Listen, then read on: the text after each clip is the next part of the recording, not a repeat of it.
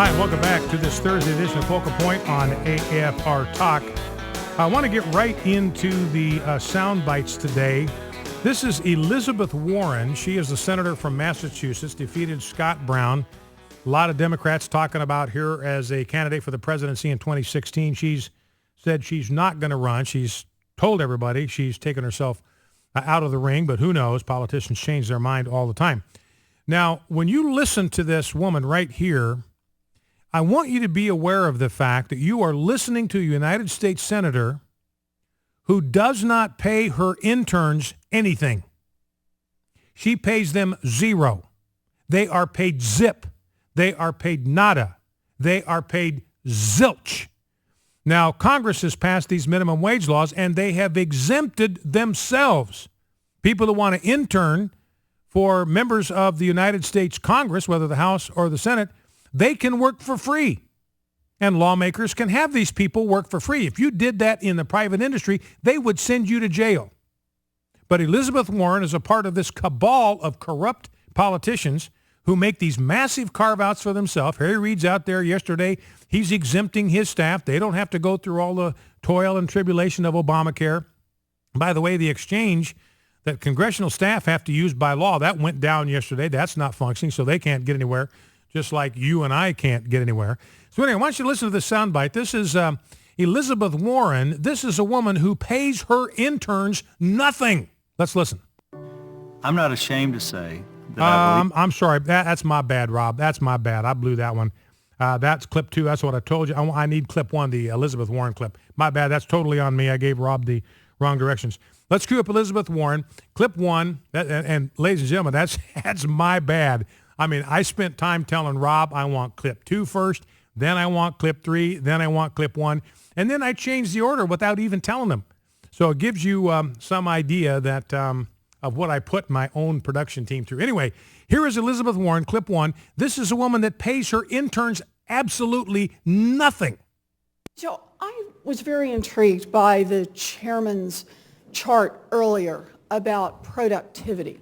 And it shows, as I read the numbers, and also as I read the numbers that you cited, Mr. Dubé, that if we just started in 1960, not the high water mark for minimum wage, but a good time on minimum wage, if we started in 1960 and we said that as productivity goes up, that is, as workers are producing more, then the minimum wage is going to go up the same.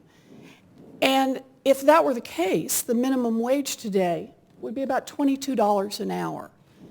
So my question, Mr. Dubé, with a minimum wage of $7.25 an hour, is what happened to the other $14.75? It sure didn't go to the worker. Sure didn't go to your interns. Thanks for the question. That's correct. Since early 70s, what we have seen is a divergence in the prosperities of different sections of our population. So, for instance, had the minimum wage kept pace with productivity since 1960, you're correct, it would have stood around $22 an hour today. Okay, so here's a senator. She doesn't want to pay her interns anything, and she can get away with that because they give themselves exemptions from the laws that everybody else has to live by. And she wants the minimum wage to go to $22 an hour.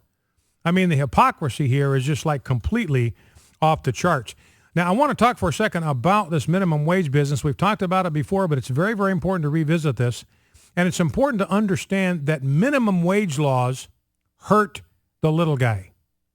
Minimum wage laws hurt the very people that they are supposed to help. It's the little guy that gets drilled, gets hammered, gets hosed by minimum wage laws. Because when you elevate the minimum wage, you are going to price low-skilled workers out of a job.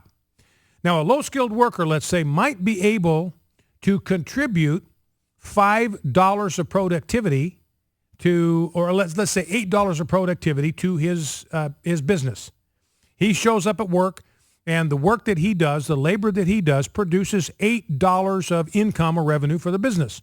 Therefore, the employer can afford to pay him $7.25 an hour. But if the minimum wage is hiked to $10 an hour, which is where these so-called compassionate liberals want to take it, and he still can only produce $8 of benefit to the company, he's out of a job because the employer simply cannot afford to keep him on the payroll. He loses $2 an hour on that employee every time, and he simply cannot do it because his business will close. And then guess what? Nobody will have a job, and he'll be dirt poor because he went in the hole every month paying people who couldn't produce enough labor to benefit his business. So these minimum wage laws are absolutely terrible, terrible ideas. In fact, what group is this? The Employment Policies Institute has estimated that this minimum wage hike that the Senate is considering from $7.25 an hour to $10 an hour would kill 460,000 jobs, including about 20% of those who work in fast food. You talk about people that are on the bottom rung of the ladder of economic progress. It's people who work in fast food industry. A lot of times they're teenagers. Some of them, because of their education levels, this is about all they can get. So who gets hosed here? 20% of them are going to lose their jobs because of these compassionate liberals in the Senate. So the estimate is, this by this Employment Policies Institute, is that employment falls 3% for every 10% increase in labor costs. So you increase your labor costs by 10%, employment is going to drop by 3%. Those people are simply going to be priced out of the market because the employers cannot afford to hire them. And remember, we are talking about low-skilled individuals here, the very people, the poor people, that liberals claim they care about, and it's the liberals that are putting them out on the street. It's the liberals who are taking jobs away from them. It's the liberals who are keeping them from getting jobs. I'm kind of worked up over this, but that's because it bugs me when you have these liberals who claim they are so humane and so compassionate. They're the ones that care about the little guy. It's the conservatives that are evil and heartless and lacking in compassion, and they are the ones whose policies are putting these poor people, the little guy that they claim to be the champions of, kicking them to the curb. So if you double the minimum wage to $15, for instance, which is what they're talking about, that's more than double the current minimum wage. It would be an absolute killer for employment levels for the poor. Now, Barack Obama yesterday said, look, there is no evidence, this is a quote, there's no solid evidence that a higher minimum wage costs jobs. That's President Obama said that yesterday. That is a bald-faced, absolute, total lie. And even the Washington Post caught him on this. Glenn Kessler, he runs a fact check. He's the one that awards all the Pinocchios if you tell lies. So he examined this. Here's President Obama. There is no solid evidence that a higher minimum wage costs jobs. Here's what he writes. In 2006, economists David Newmark and William Washer published a survey of more than 100 studies and came to an opposite conclusion, directly contradicting the results of this other study and directly contradicting what President Obama said. They found that the majority of the studies showed that raising the minimum wage leads to economic distortions and often has unintended adverse consequences for the employment opportunities of low-skilled workers. There's another economist that actually supports indexing the minimum wage to inflation. Remember, Elizabeth Warren said if we did that, it'd be at $22 now. So here's a guy that supports that whole idea. Here's what he says.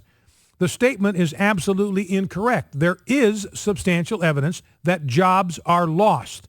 The relevant question is how many. An increase to $15 a la living wage proponents would either cause very large job losses or lead to substantial price inflation. So don't let them lie to you. Do not let President Obama, progressives, liberals, socialists, whatever you want to call them, do not let them lie to you. Minimum wage laws are bad for the poor. They hurt the poor. They put the poor out of work. They keep the poor from getting jobs. They hurt the very people that all these liberals claim that they're in business to help. And that's just what aggravates me. You know, I want to see these people get a shot at life. I want to see them get a shot at building a career. And if you can't even get your foot on the bottom rung of the ladder because the liberals have cut it off from you, then you're sunk. You're stuck with no place even to get started. Now, Patrick Terrell on the Washington Times has got a piece today, again, making the same argument. And he says, look, the government has already with these taxes in Obamacare, the government has already raised the minimum wage to $10.10 an hour, even though the worker doesn't see it. He only gets $7.25, then he's got to have taxes pulled out of that. But essentially what President Obama has done in Obamacare is impose this fine on small employers to the tune of about $1.64 an hour. You amortize it out, they got to pay $1.64 an hour in penalties for every employee that they don't provide insurance, and they can't afford to do it. The cost of Obamacare has gone through the roof. They simply can't afford to provide insurance for their employees. So already it costs an employer over $10 an hour to hire somebody. They're only going to pay $7.25. So in other words, the threshold now that a prospective employee has got to meet, he's got to create $10.30 an hour of productivity to make any sense for the employer to hire him and to keep him on the payroll. If his productivity drops below that, the employer simply has no reason, because he jeopardizes the business and he jeopardizes the paychecks of every other person that works for him. It wouldn't be compassionate to do that, put everybody else's job at risk, because you're paying somebody who can't produce what the business needs in order to grow. Well, let's see if there's anything else in here that I want to get to. You know, and I've talked about American Samoa before, and Patrick Terrell does the same thing, talks about American Samoa. And this is a perfect example of what happens when you impose minimum wage laws. Remember, there is always going to be a minimum wage.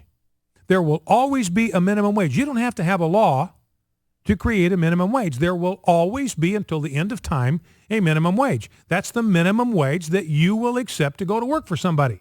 Everybody's got a limit somewhere. They say, no, I can't afford to go to work for that much money. If you can give me this much money, I can come to work for you. If you don't, I can't. And that's why people will look for better paying jobs. Nothing wrong with that. That's the way that the world works. There always will be a minimum wage, the minimum amount you will accept to go to work for somebody. But here's American Samoa. Now, American Samoa used to have a minimum wage far lower than what we have here, but Congress, in all of its wisdom in 2007, remember this is controlled by Democrats now, they decided to force American Samoa to align its minimum wage law with that on the mainland. It was 50% more than the old minimum. The new minimum raised wages for 2/3 of those working in the island's tuna canneries, but soon the tuna canning industry started losing money. One cannery shut down. The other laid off workers, cut hours and benefits for those hiring. Samoan unemployment went from 5% to 36%, and the Democratic governor was begging Congress to stop raising the minimum wage. Minimum wage laws hurt the people they're supposed to help. Back in 2.